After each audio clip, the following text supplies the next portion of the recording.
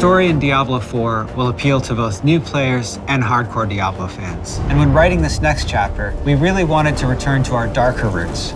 Sanctuary is in a very interesting state right now. It's 50 years after Reaper of Souls from Diablo III, where half of the population was exterminated by an archangel. The world has seen quite a bit of changes, quite a bit of scarring from its wounds that have not totally healed. In these years of death and decimation, power vacuums have opened up and been filled by various factions you'll actually get to interact with in Diablo IV. Heroes of the past that we've known and loved have long since faded into memory, as well as an iconic order known as the Haradrim. The world is a bit broken and wounded, and it's in this fragile state that Inarius and Lilith return, and they are the makers of Sanctuary, and their return may not mean the best for humanity.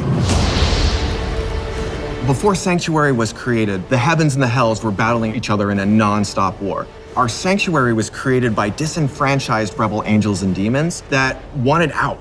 They didn't want to be a part of this never-ending war because there was literally no point. Two of those people were Inarius and Lilith. Lilith is a demon and Inarius is an angel. They were part of the eternal conflict between heaven and hell, in which they were constantly fighting with each other. When Lilith captured Inarius, she was ready to torture him, but when she learned that they're of like mind, she became his partner in crime.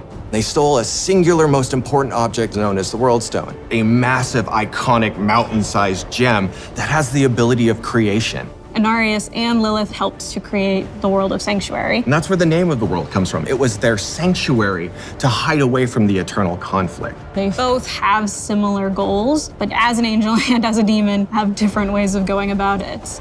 Inevitably, it wasn't going to last. They've clashed multiple times throughout the history of the Diablo universe, and the last time they met, Inarius banished Lilith from the world and locked her in this realm of darkness. We wouldn't see Lilith again until the cinematic By Three They Come, when a mysterious figure pulled her back into Sanctuary and set her loose on the world she helped create.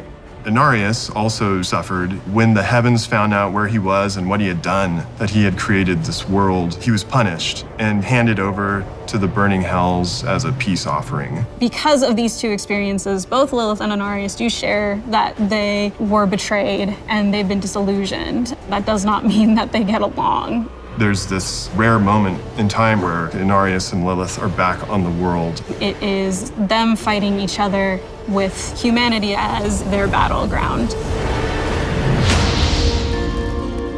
When the story of Diablo IV begins, this wanderer is trudging through the snowstorm in a place called the Fractured Peaks. Really, they're just looking for some shelter. The player character in Diablo IV is whoever the player wants to be. Are they running from something? Are they running to something? What kind of a person are they? We leave that up to them to decide. They are seeking refuge from this blistering cold that saturates everything within the Fractured Peaks. They find a cave, and it is that moment where they're pulled into the bigger events of Sanctuary, these monumental moments that will be taking place that will shape and shake the world.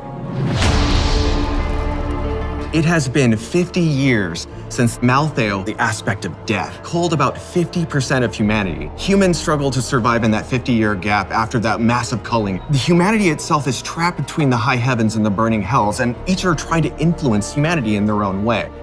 The player's asked to save Sanctuary by a specific character that we actually remember from Reaper of Souls. His name is Lorath Nar. Lorath in Diablo IV is not the same Lorath from Diablo III, Reaper of Souls. He's a changed man. He was a member of the Haradrim.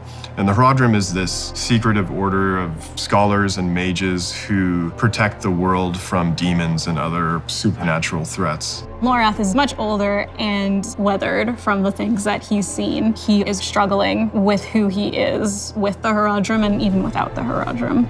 When Lorath learns of the player's interactions with a being that he remembers very well, he pulls him into this mission to stop Lilith. They will need to try to figure out a way to survive in the world of Sanctuary in all of its turmoil since Lilith has come back. We have a lot of new characters that you'll be experiencing in the world of Sanctuary. One of them is Prava. She leads the Cathedral of Light. The Cathedral of Light is a militaristic faction led by Inarius. Inarius is the ultimate supreme leader, but she handles the day-to-day. She acts as a bridge between Inarius and the other followers of the Cathedral of Light.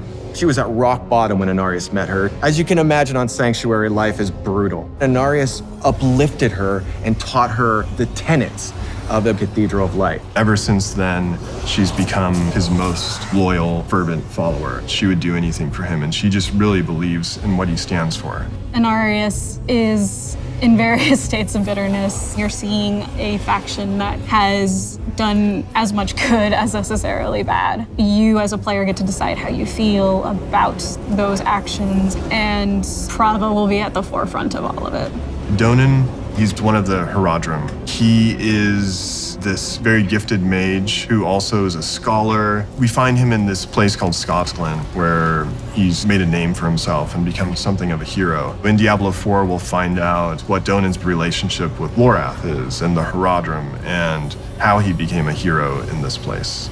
Neyrelle is this young adventurer. She has traveled the world with her mother looking for lost artifacts. She's spent her life going through old ruins and reading old texts and learning these arcane things. Together, they're searching for the remnants of the Herodrim. They believe in finding that they'll find some purpose. She is someone who is very intent on stopping Lilith, so she becomes a very strong ally for you and for Lorath throughout the game. It's through her actions that Lorath and the group that you will follow will come to contend against Lilith. Something that we tried to do from a narrative perspective is create people that are living in a very dark place, but still trying their best to live. They'll have some scars, but they also have these pieces of beauty and humanity. We wanted to ground them in the circumstances of the world and make them feel real and relatable. With Diablo IV, you're very much watching a tragedy unfold. It's definitely a story that we wanted to create around people, not just the apocalyptic elements that surround the story. And that's something that we really sought to bring to you as a part of the Diablo narrative. Lilith is free, she has some followers, and she's back on her old business. She's gonna corrupt us or try to turn us to her side for her own ends. The story of Lilith and Inarius is the darkest story we've ever told, and it expands the mythos of Sanctuary and the lore of the series like never before.